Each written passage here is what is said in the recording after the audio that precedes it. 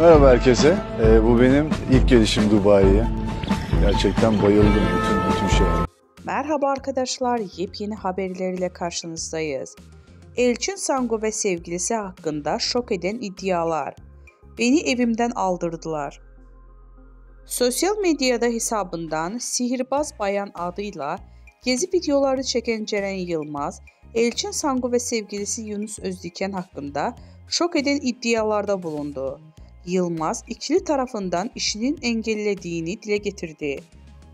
24 yaşında kendi başına bir şey yapmak istiyorum diyen Ceren Yılmaz, ikili tarafından işlerinin engellediğini söyledi. Elçin Sangu ve sevgilisi Yunus Özdiken'in kendisine dava açtığını söyleyen Yılmaz, şu ifadeleri kullandı. Görüntü davasıyla ilgili bana bir kağıt geldi.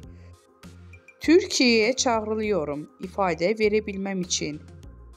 Benim bu insanların isimlerini vermemeyim için tehdit ediyorlar. İşlerime taş koyuyorlar.